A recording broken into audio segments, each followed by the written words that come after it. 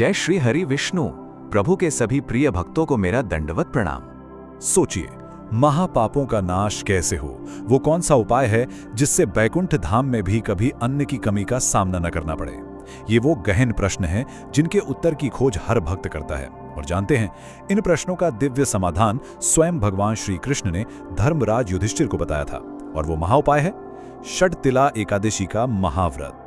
ये जो ज्ञान आज आप सुन रहे हैं, ये स्वयं प्रभु की वाणी है। और इस दिव्य ज्ञान को दूसरों तक पहुंचाना, ये भी एक महान सेवा है। तो इस कथा को सुनने से पहले ही इसे आगे बढ़ाकर प्रभु के आशीर्वाद के भागी बने। प्रभु आप पर अपनी असीम कृपा बरसाएंगे। तो चलिए आज की इस पवित्र चर्चा के दिव्य पथ पर हम सब मिलकर आगे बढ़ते हैं। आज हम क्या क्या जानेंगे? सबसे पहले षटतिला एकादशी की महिमा, फिर ये समझेंगे कि क्यों दान के बिना हर व्रत अधूरा है। उसके बाद तिल के वो 6 दिव्य प्रयोग जो सारे पापों का नाश कर देते हैं। व्रत के नियम और संकल्प कैसे लेना है ये भी जानेंगे। फिर पारण का शुभ समय क्या है और अंत में हम सब मिलकर प्रभु का आशीर्वाद ग्रहण करेंगे। तो सबसे पहले बात करते हैं षटतिला एकादशी की अपार महिमा की। एक बार की बात है, धर्मराज युधिष्ठिर ने भगवान श्री कृष्ण से पूछा, हे मधुसूदन, कृपा करके मुझे माघ मास के कृष्ण पक्ष की एकादशी का महत्व बताइए।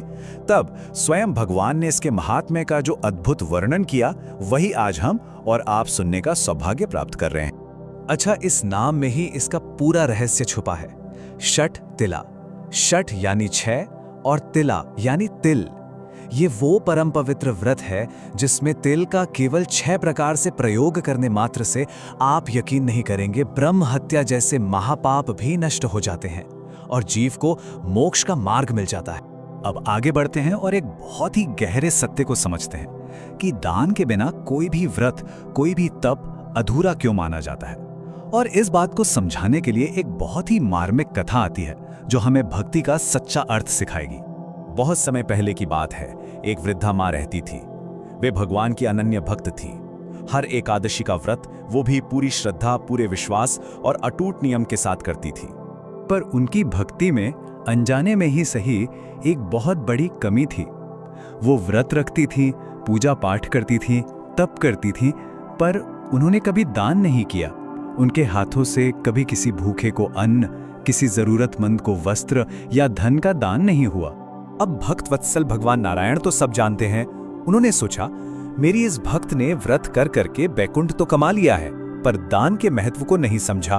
तो ये पाठ पढ़ाने के लिए स्वयं भगवान विष्णु एक साधारण भिक्षुक का रूप धरकर उनके दरवाजे पर आ पहुंचे। जब उस दिव्य भिक्षुक ने आवाज लगाई, भिक्षाम देहि मां, तो जानते हैं उस मां ने क्या किया?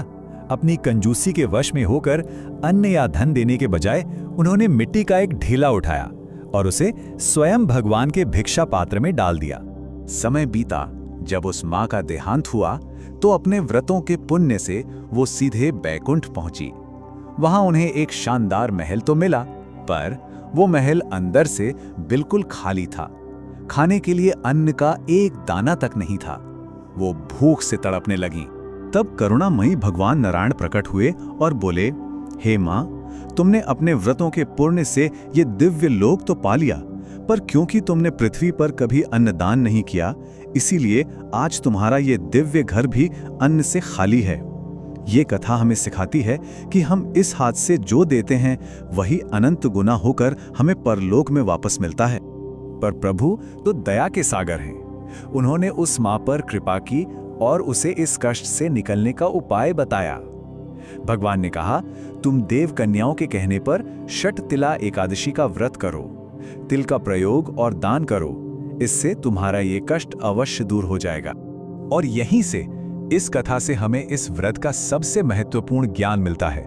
वो है तिल के 6 दिव्य प्रयोग। ये वो अचूक मार्ग है जिससे, जैसा भगवान ने स्वयं कहा है, बड़े से बड़े पाप भी भस्म हो जाते हैं। तो सभी भक्तजन बहुत ध्यान से सुने। ये हैं वो 6 दिव्य प्रयोग जो सारे पापों को धो डालते हैं। पहला, तिल स्नान, यानी जल में तिल डालकर स्नान करें। दूसरा, तिल उपटन, तिल का लेप शरीर पर लगाएं। तीसरा, तिल हवन, पवित्र अग्नि में तिलों से आहुति दें। चौथा, तिल जलपान, तिल मिला हुआ जल ग्रहण करें। पांचवा और बहुत महत्वपूर्ण, तिल दान, अपनी क्षमता के अनुसार तिलों का दान करें। और छठा, तिल भोग, तिल से बने पदार्थों का भगवान को भोग लगाएं और फिर प्रसाद रूप में ग्रहण कर। चलिए अब जानते हैं व्रत के नियम और संकल्प के बारे में, क्योंकि देखिए प्रभु का पूर्ण आशीर्वाद पाने के लिए व्रत को पूरी पवित्रता और समर्पण के साथ करना बहुत जरूरी है। नियम और मर्यादा का पालन करना ही तो सच्ची भक्ति है। इस व्रत का पूरा फल पाने के लिए इन नियमों का पालन अवश्य करें। ब्रह्म मुहूर्त में उठकर तिल युक्त जल से स्नान करें, फिर हाथ में जल, फूल और अक्षत लेकर व्रत का दृढ़ संकल्प लें। पूरे दिन अपनी इंद्रियों को वश में रखें और ब्रह्मचर्य का पालन करें। किसी भी तरह के क्रोध, झूठ या किसी की निंदा से बचें। रात्रि में जागरण करके भगवान के नाम का कीर्तन करें।